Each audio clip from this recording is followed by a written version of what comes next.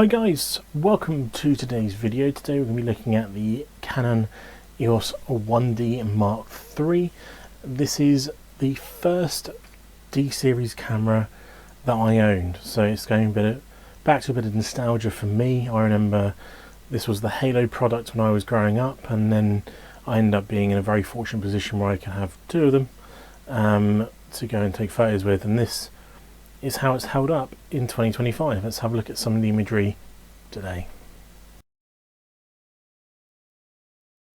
So guys, this is where I'm going to be photoing from for the 1D Mark III. Super foggy environment on a reservoir with some ice covering on here.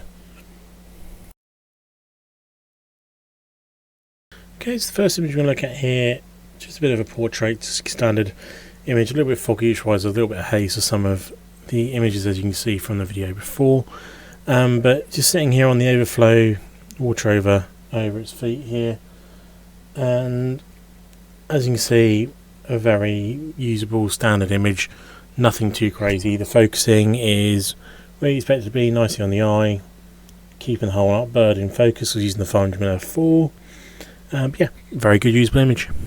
Okay, next one here is of a duck. Does look a little bit overexposed, but it was a pretty dark morning this morning doing this.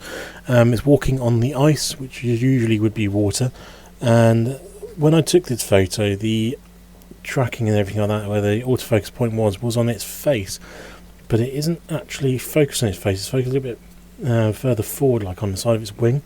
So the body itself has got nice like droplets and stuff, which is super in focus and really nice and sharp, but the face itself is slightly out of focus.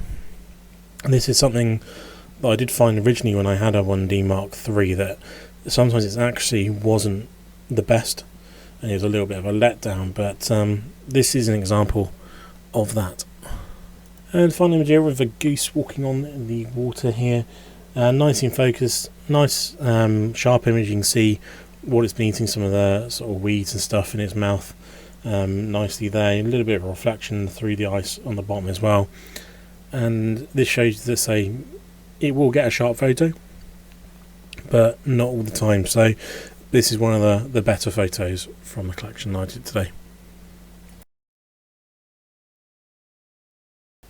So that is the imagery from the 1D Mark III that I've taken today, having a look through there. And even though this was my first 1D that I ever owned, it is my least favourite of the 1D range. It's a kind of camera that it almost felt like Canon did a backward step on the physical functions of the camera and how it actually performed over the previous generation, the 1D Mark IIN, which had the bigger screen but was 8 megapixels instead of 10. It almost sees, and you can see that especially from the duck image that I've just shown you, that even though the camera says the object's in focus, it's almost slightly missing the object.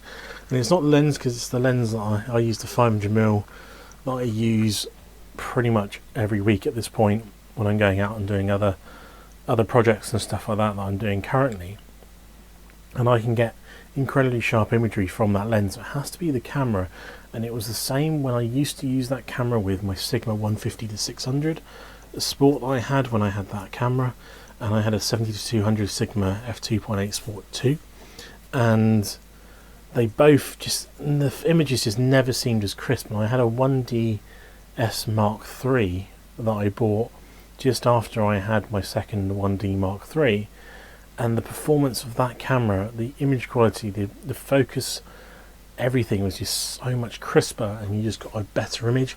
Yes, it was twice the megapixels, and it was full frame, but the autofocus motors and everything just seemed to work better in that camera.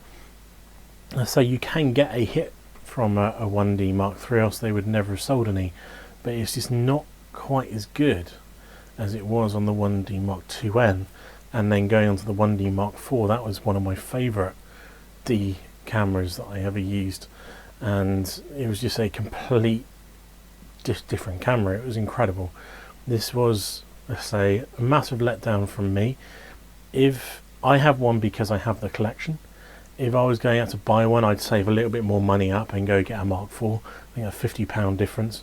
You get 16 megapixels then, you still get that 10 frames a second, but you're going to get a more accurate, cleaner, crisper image more reliably than you can on a 1D Mark III.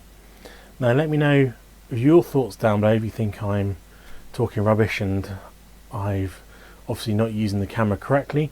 Let me know down below. Let me know what your thoughts are on the camera. Did you have one of these when they were brand new and you spent the £5,000 that they were when they first came out? The next video is going to be the 1DS Mark III, which again is probably in my top 5 of favourite 1Ds that I ever owned, just because that was my first full frame camera. I'm looking forward to getting that back out again, dusting it off and showing you guys the imagery that I can get from one of those. So if you enjoyed the video, thumbs up, let me know down below what else you'd like to see on the channel, and I will catch you in the next one. See you again soon. Goodbye.